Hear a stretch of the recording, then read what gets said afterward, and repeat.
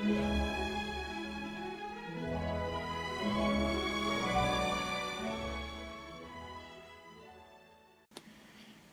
guys, Captain Foley here, and today's the day that you've been waiting for a while. I promise this. We are going to be looking at the Blaposphere. A friend of mine does resin model kits, and he wants to give you a tour of his shop and tell you what he does. So let's get right to it.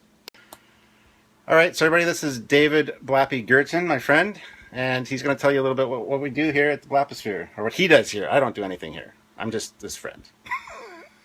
Hi everybody, welcome to the Blaposphere here at BLAP Models, and I'm going to give you a quick tour of the shop. I'll show you what we do. We do a lot of resin casting production. I do patterns for several garage kit companies, and I occasionally do large presentation models or display models, things like that. Cool. So beware all who enter here. You are now entering the Blaposphere. Please leave all preconceived ideas at the door. All active imaginations welcome and encouraged. BLAPModels.com. And Dave. Hi everybody, welcome to the Blaposphere. Here it is. So I'll give you a quick tour around the shop. I'll show you some of the main things we do and some of the tools we have here and our capabilities and things like that. So the first thing I'll show you, the main thing we do here is production of resin garage kits. We do stuff for Starship Modeler and several of the companies on his website that he sells. I do a lot of work for Fantastic Plastic, and I'm also working for Wild Horse Models, who is out of England now as well. He's doing several projects, including working with Rick Sternbach on a project. So I'll give you a quick tour. I'll show you the basic casting bench here and what's going on. You can see the tools we're using, that kind of thing. So the primary tools of a resin caster really are going to be a pressure pot. You want to have these things so you can have bubble-free castings, have the best quality castings available. If you're not using pressure pots like this, you need to, if you're going to do any kind of resin casting, even at home. Over here you can see the main casting benches. We got our resin supplies down here. We decant them into smaller buckets here. Resin casting is a very messy job, as you can see by my shirt. I've been wearing this shirt for a number of years, and if you're going to do resin casting and wear clothes, you can absolutely ruin because you get resin on your shirt, it's done, or your pants or clothes or shoes or whatever. So this is the main casting area here. There's our supply of backing boards. And there's molds here for several projects. We're doing one right now for Fantastic Plastic. We're doing one for Wild House Models as well. And this is our board over here. It shows all the different jobs we're working on for different customers right now, so that kind of thing. So when I got calendars up here to keep track of stuff. And over here is when parts are demolded, they go onto the shelf like this. And on the far side of this shelf is our shipping area, so we can take the castings off the shelf here. We can package them on the far side, and then go out to our customers. So it's a nice efficient system here. It's taken us a while to figure it out, but you got to be really efficient in this job if you're going to be able to make some money at it. So further down here, there's more molds. These are all molds that are being stored for customers. I've got several bins here. When molds are no longer any good or a job ends, we're not going to produce anymore, the molds get tossed out, or you sometimes save them for other purposes, like crusher plates. If you're doing a flat pour mold, you'll put a old dead mold on top of there to make sure you get a nice flat casting, things like that. So that's about it for the casting area over here. I'll take you over to where I do some of the molding and the mold setup and stuff like that.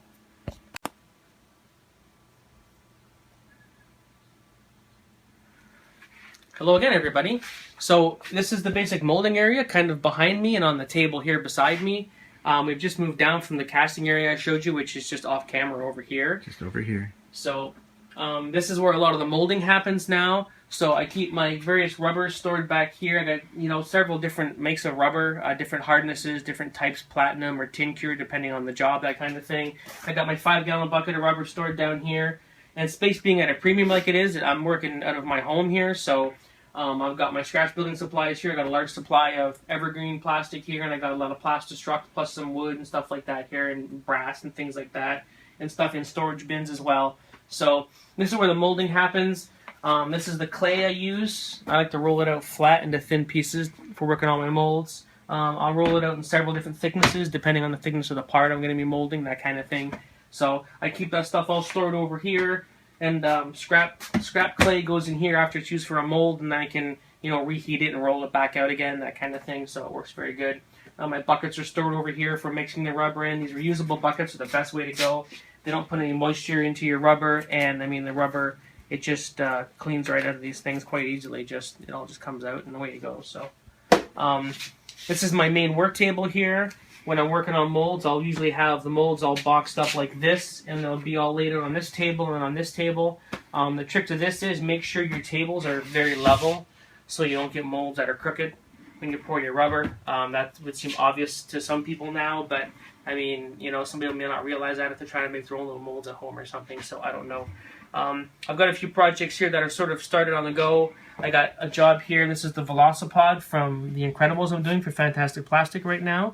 That's about to get molded here. So I've got some little seats here. These are just for another job. And there's other things here. I got this little shuttle I'm doing for Dave Lewis at Resin Illuminati. Yeah, if you're not a member of Resin Illuminati, guys, on Facebook, go check it out. They are some cool guys. Yeah, and they're doing some great model work on there. So I'm going to be molding this up. He had this built for one of his builds. We took it apart. I'm going to mold it up, and we're going to turn it into a kit. You'll be able to purchase those. And that's a 350 scale shuttle, right? Yeah, that's a heavy shuttle that Dave designed. I'm molding those up for people that want them. And that's the top half, and then the bottom half with the work nacelles are right there. Yeah, the engines are there. And then also, we're going to be doing one of these models in 1/350, or not 1/350, 1/144 scale as well. To go with, there's the Sagittarius now from the Delta Quadrant that I was casting for them. So you'll be able to have these to go with that ship for dioramas or whatever you want to do. And I'm also going to be doing a Galileo shuttle in 1/144 scale to go with the whole series. We're going to start a whole series that way, so it'll be good. So, that's it for the molding area. I can talk about some other stuff. There's my Type 15 shuttle pod that I produced. I did the pattern and the casting and everything for this, and I worked a little bit with a company called Company X to market this. So these are available through Starship Modeler right now because he sells a Company X line of model kits. So there's a basic kit there with the engines, and there's a little scoop that goes on the top there and stuff. This is another great little Star Trek design that was done by Rick Sternbach on a napkin, apparently, during a producer's meeting. And they wanted a shuttle, so he did a quick sketch and said, we can do it really cheap. And they said, okay, we'll put it in the episode. So that was a good little sales job by Rick back in the day. So there's that there. And then also I do quite a bit of pattern work. There's this hover tank that I've had around for years. This is an old casting of it. I've also got the pattern for this. So I've got a good friend called Curtis Boswell who's helping me produce this kit. And these are going to be available. That's 1/35th scale, this tank. So that's a good size. And it's going to be a pretty big chunk of resin when it's done. But this is just an old crappy casting I had and I was starting to build. I've got the pattern stored safely in a box as well. So, and I mean, when it comes to patterns, I mean, they come in, customers ship them to me, so I mean, there's patterns sitting, these are 4 that are sitting here waiting, there's some more up there on the shelf that are waiting, there's some of my personal stuff, there's more patterns here for other people, I've got some stuff for April Nikita Wells, some of you may know her on Facebook, she does great stuff for Cheetah Models, so I'm going to be doing her casting as well for a bunch of her stuff, so that's going on as well. What else is there? Pattern work I'm doing. I've got a 1/48 scale job I'm doing for Fantastic Plastic. That's the HL10, the lifting body from NASA. It's 1/48 scale. And that's a 3D printed pattern done by George Waldron originally and printed by PCS Engineering. And there's a big Bartini bomber. I've got 2 printed patterns for this. There's a bit of a mix-up. So I've got one that was done by PCS Engineering, and I've got one that was also done by J&S Models. It's the similar resin, but it's a different color. So that's 1/144 scale. It's going to be a giant model of a really cool old Russian concept bomber. It was like a float plane bomber, so that's pretty neat. So there's all that stuff going on here. And that's it for the molding area, I guess. Next I can move on. Well, let's just take a look at the table here. Just pan down there for me. And these are the workspaces I have here. So I have my workspace. That's very quickly I can reconfigure this. I'm working on a couple of patterns for stuff right now, and I got some stuff I'm doing for molding as well. So this is a bit messy right now, but I've got it organized very well. So like tools that are out can go, like the claying tools go here, my building tools go here. So within 5 minutes I can go from working on molds to working on construction, that kind of thing. I keep all my tools fairly organized in the drawer here. I've got like all my files, for instance, right? So they're just you know, really quick to grab. You don't want to be wasting time rummaging through a bin or a box or something, right? So Adam Savage describes it as first level retrievability. This is not quite first level, but it's pretty close. So I haven't got a lot of room, so drawers are a necessity for me because I can't put everything on the bench standing up like he likes to do. So I've got 2 granite surfaces. There's one here that my laptop's sitting on right now, and there's one down there.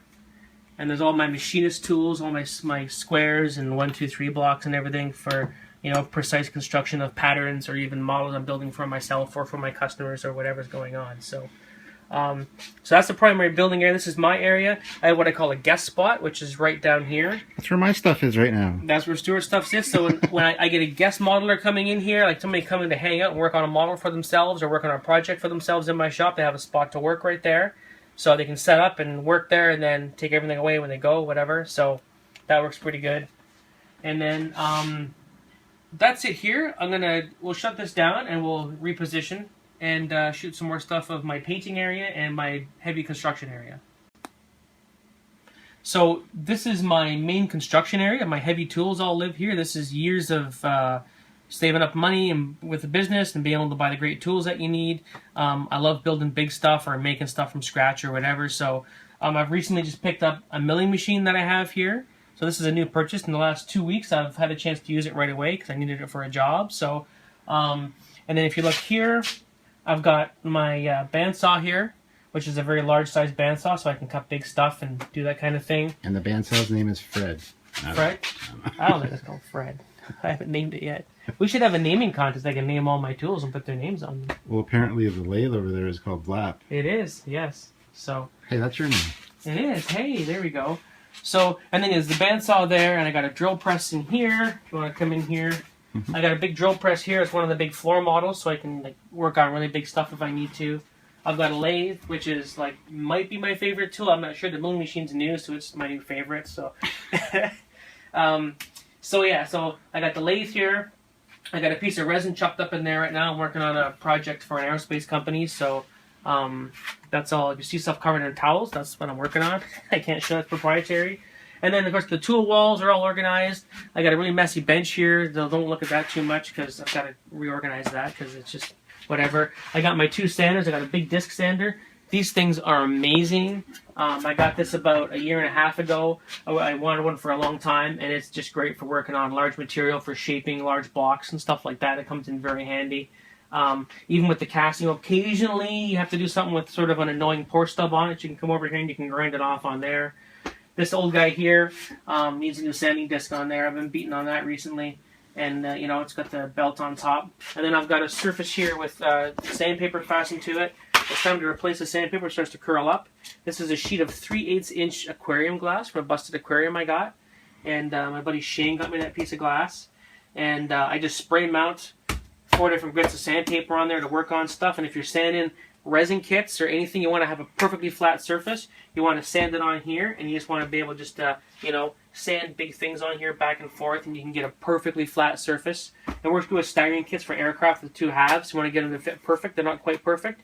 You just snip off those useless little nubs on there, the alignment pins, and you just can sand the 2 sides flat and go from there. I've got 60, 120, 220, and 320 grits stuck on there. So, and it's next to a laundry tub here. So if I want to wet sand at all, I can just wet sand, and the water's right there, and it's very easily accessible. So, I mean, with these big tools, I've made some pretty big stuff for different customers. It's very handy to do. I've done aluminum parts for UAVs and stuff like that as well. I do the occasional job like that. That's kind of a bit different than the regular resin casting thing, just to keep things interesting. So, that's it for the big construction area, pretty much. So, welcome to the paint area. So, this is where all the painting happens, obviously. I've got all my supplies here. I've got a large selection of paints on paint racks that I've built, and I may start marketing these paint racks actually, so you can organize your paints the same way. If you got the wall space for it, it's great. You can see all the colors and everything. I got a lot of old Model Master paints I hardly use anymore. To me, acrylics are nice. This is all my metallics here mostly. I got Alclads. I got my MIG weathering stuff up here. And most of these down here are custom mixed. They're all labeled, so I have custom mixed colors for different jobs I'm doing. There's a green right now for a Romulan ship I'm working on, the old classic Romulan Warbird. That's a custom green I made to put on there. I'm doing it a bit different than what is standard, so I like doing that kind of thing. And over here is all my Guertin lacquers and all my Mr. Surfacers for priming. I got Mr. Resin primer, and I got their regular primers plus their black finishing primer, which is a very nice primer. And most of these are Guertin lacquers with a few of the Guertin acrylics down at the bottom. So these are difficult to get in Canada because of shipping regulations and stuff. So, and then behind me, oh, there's a bench here too. Sorry, before I go on, there's a bench here so I can mix my paints and I can spill stuff. And I'm not too. I got a piece of plastic on there to protect it. So. Good little paint mixing and organizing area, stuff like that. My two airbrushes are stored up here. I've got a Grex, which I don't use very much anymore, and I've got an Iwata. This is the new Neo trigger action airbrush. These are a very nice airbrush. I got mine from Tom Grossman at Tag Team Hobbies. So that's a great airbrush. And then you come in here, and this is the main spray booth. Down here, I've got all my spray cans stored there, and my thinners and stuff are all way down at the bottom. You can see I like the Tamiya spray cans. I bought an old hobby shop worth of stock of Tamiya spray cans and the old Model Master stuff. I don't use those. I tend to decant these so I can airbrush them because their spray can nozzles are garbage. What else is there? I can hang parts on the wall with these little hooks. I got all kinds of little clips like this so you can clip little parts in the hemostat like that, and then once it's painted you can just hang it up. So these are nice because they're like, a medical grade stainless steel. So you can just like dip these things in lacquer thinner or something. You can just clean them off. Quite simple.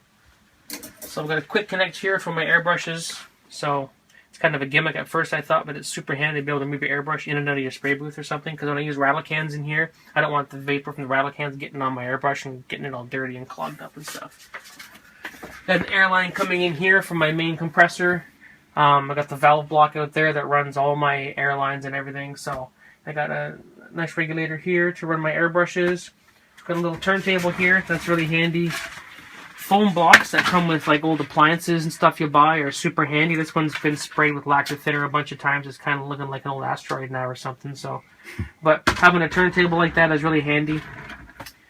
For painting stuff, and you can spin it around and that, and you can just like set boards on there, or a board with a paper towel to set your model on while you're painting it, or if you got it on some kind of a stick, you can jam the stick into the styrofoam and the thing will stand up on there and you can spray it and you can rotate it and get at it from all different angles, and turning these things you can get it up higher to get down low and stuff like that, so it's kind of handy. Got a big vent fan that goes through. There's a filter on the far side.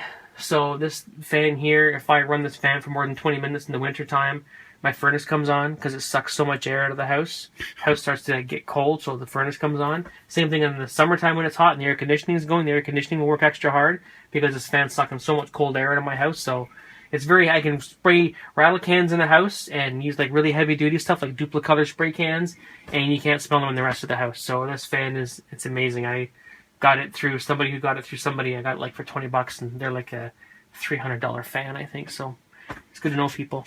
And then there's the messy wall over here with all the stuff that's been getting worked on. And when I was testing the airbrush, I just tested on the wall here. So the spray booth in my house here is built where there's a bathroom rough in. So there's like a pipe coming out of the wall down here and stuff. So I just used 2x2 pieces of post, built a little frame, stood it up, screwed it to the floor joist up here, and this is just vapor barrier from the hardware store. I just put vapor barrier on the walls to seal it in, and I taped a few of the seams I needed to keep all the fumes in here. And then where Stuart's standing there, you can see there's this plastic that I cut. So it's just like, you go into like the cold room or something, like in a restaurant, and they have the door with the plastic hanging there. This is the same kind of thing. So, and lots of light, guys. I've got 2 lights on either side. So when I'm spraying, I got light coming from both sides. I don't get shadows on my thing that I'm working on, so it's super handy. You got to have lots of light when you're spraying if you want to get the good finish, and that's the way you're gonna, have nice models. If you're worried about winning awards, well, that's a necessity. If you want to win awards and contests, you got to have lots of light so you can see all the flaws in your paint, so you can come back and fix them. All right, that's it for the paint area. Oh wait, you want to show my workbench here, right? Yeah. So this is the workbench from the other side. You can see some projects I'm working on here. There's a figure there. There's another part I got to remold for something. And then just some random tools sort of kicking around. So it looks a lot more organized from this side. The other side, it's hard to see, but yeah, this looks a lot better. That's good. Yeah, so some foam packing material. That pattern was packed in. So, yep, so this is the main work area here. Again, lots of light. so you can work. I use these magnifying glasses when I'm working on stuff, so I can see up close really well. Because you're old. Because I'm old, yeah. There's that too. So yeah, and that's it. I got, you know, some material stored in the middle there. I got sandpaper and, you know, big pieces, smaller pieces of sandpaper, and then I've got like my glues and stuff are all in a tray there. So they're just like first order retrievability. I can just grab them and pull them out. And I got a laptop sitting here right now, so I can access the internet, or I'll do Skype meetings with customers or whatever. And I can just be here while I'm working. I can be talking on Skype and doing it, or I'll listen to audiobooks while I'm working sometimes, and I can have headphones at night and on the laptop and work there, that kind of stuff. So works out good. Oh, and I got my big vise. If you want to get an awesome vise, you can do something like this, and every shop needs a good vise. So I got this from a friend of mine again, and this was made right in London, Ontario, right near here. And this vise is probably 65 years old, but I've never seen a vise that's as solid or as nicely built as this. This is a heavy-duty piece of equipment right there, so I was lucky to get into it. And it's painted Tamiya blue with gold on it, because I had the paint around and I wanted to paint it, so I like painting all my tools if I can. And that's it. That's it for the painting and more of my construction area. And last but not least is my computer setup here I have, and my audio setup. So you gotta have music in the shop. I love having music all the time when I'm working. I listen to also YouTube videos, TED Talks. I'll listen to Tested.com all the time. Those guys got some great videos on there. There's lots of good, just, you know, videos you can just listen to. You haven't really pay attention to what they're doing. It's more of an audio thing, so it works really good. So I got a couple of monitors set up here, you know, and I got my audio set up here. I've got an old CD player that hasn't run in 10 years, but it's there for some reason. And I've got some of my personal kit collection down here. There's some stuff there, and then it goes sort of under my stairs. There's stuff, but it's kind of a mess under there, so I'm not going to show you. And that's about it, really. I got some old license plates up here. I love those. My father got those when I was a very small boy. He worked up in the Northwest Territories in the Yukon, in the mines, so he brought those back, and I've inherited those now, so it's nice to have those as a good reminder. And that's about it. So here we go. Alright guys, that's it from the Blaposphere for today. We will be doing other videos with Dave, of course, but check out BLAPModels.com and see some of his work. And is there anything else you'd like to tell him to visit? Yeah, if you visit my website, you'll see there's a link on here also to go to my Facebook page, and there's a link on my Facebook page for BLAP Models to my Blaposphere page as well. So you can also just search on Facebook for BLAP Models or Blaposphere, and my pages will come up as well. Blaposphere is my personal builds mostly, and BLAP Models is everything related to the business. Cool. Alright, well thank you guys for tuning in, and I hope you enjoyed this look at the Blaposphere, and we will talk to you very soon. This is Captain Foley and BLAPPY, signing off until next time. Bye.